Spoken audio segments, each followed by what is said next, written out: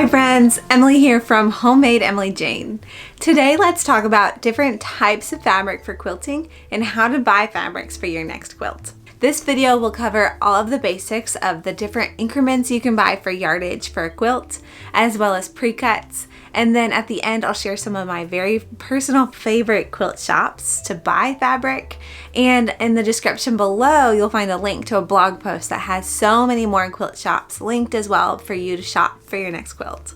First off, let's talk about different types of fabric. Of course, using 100% cotton, also known as quilter's cotton, would be the easiest to work with.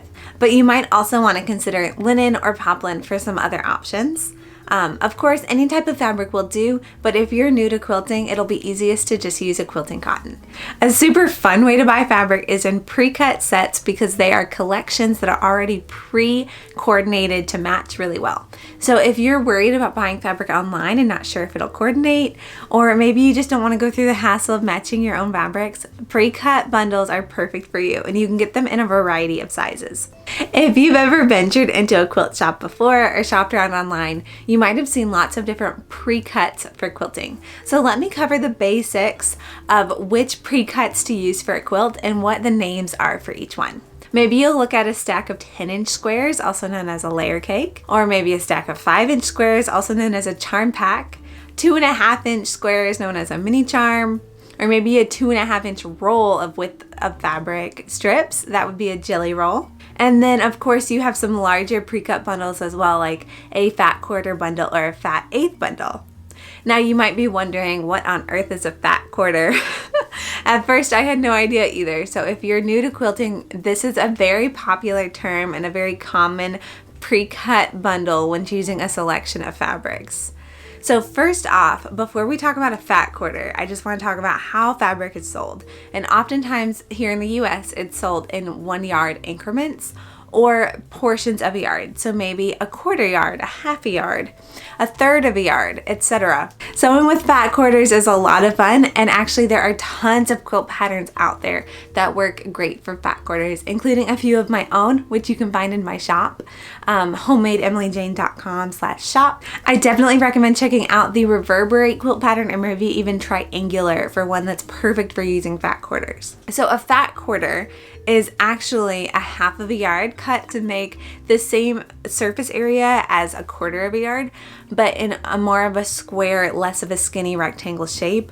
It's not a perfect square. A fat quarter comes out to 18 inches by 21 inches depending on the width of fabric. Which leads me to talk about width of fabric. For most quilting cottons, you'll find that they're about 42 inches wide.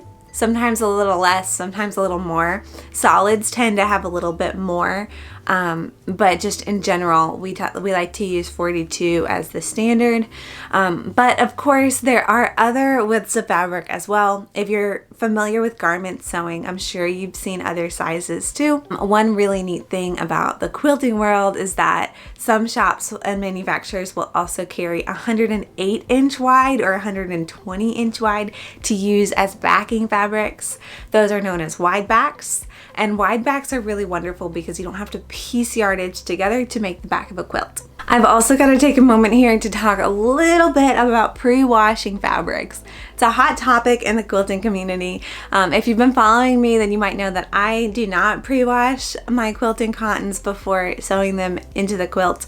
However, some people do, and I want to warn you, with pre-cuts that are smaller than a fat quarter, I do not recommend pre-washing at all because they can get tangled up and fray, and then you end up not having the right amount of fabric. So keep that in mind. If you love to pre-wash, then definitely stay away from the smaller pre-cuts. But of course, if you don't pre-wash, then they're all fair game. So let's talk about buying fabric and how much you should buy. As I mentioned earlier, here in the US, we sell fabric in 1 yard increments, which is 36 inches. Then you can also purchase portions of a yard, such as a half yard, a quarter yard, a third of a yard, and some shops even let you buy it as an eighth of a yard, or maybe 3/8 or 5/8.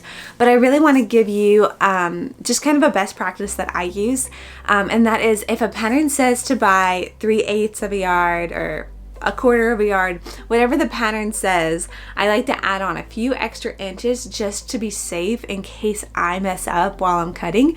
And that is super useful whether you're a beginner or you've been quilting for years like I have, because mistakes happen sometimes.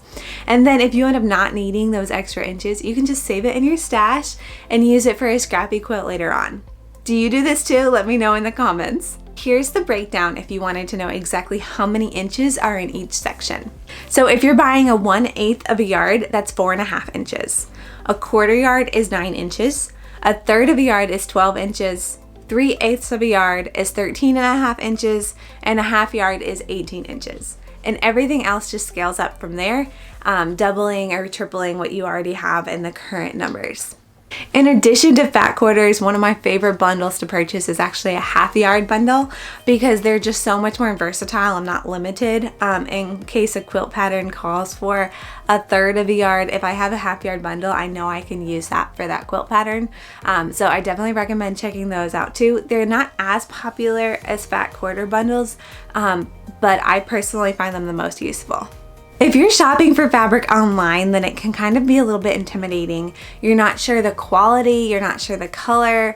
Of course, shops try to do their very best to show the accurate colors for you, but sometimes it can just be a little hard. That's when having a color card comes in really handy for solids. So I recommend picking your favorite solids manufacturer and sticking with it and getting a color card so you can select the colors that you want from home. Here are a couple of my favorite solid manufacturers that I go to all the time. I love PBS Fabrics. They make their Painter's Palette cottons. I also am a huge fan of Riley Blake confetti cottons, and they have some other blenders that match their solids as well. So if you get the solids color card, it might actually help you out with some other blenders too.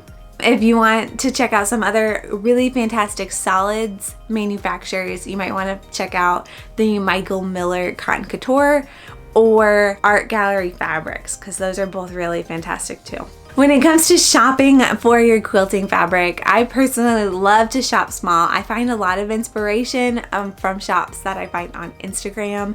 Not only do they provide you with awesome fabric, but they'll also share photos of what's new and what's coming out next, and inspiration for projects that you can do with those fabrics. So I definitely recommend finding your favorite small shops, but of course there are a few big ones that I could not leave here without telling you about. So you definitely want to check out Missouri Star Quilt Shop. This is a huge name in the quilting industry, and they have tons of tutorials, and they're even here on YouTube as well. So be sure to check them out for their daily deals and all kinds of sewing inspiration. You might also want to check out Fat Quarter Shop. Fat Quarter Shop is another big name in the industry, and they have tons of amazing fabric selections and cute notions as well. If you want more inspiration for my favorite small shops and crowd favorite shops from ones that I've found on Instagram, be sure to check out the blog post that I have listed. The link is in the description below, and that'll get you started on a really fun journey for finding the fabrics for your next quilt. Thank you so much for watching. Go ahead and drop a comment below if you have a tip that I didn't mention, or maybe if you want to share your favorite quilt shop with everyone here.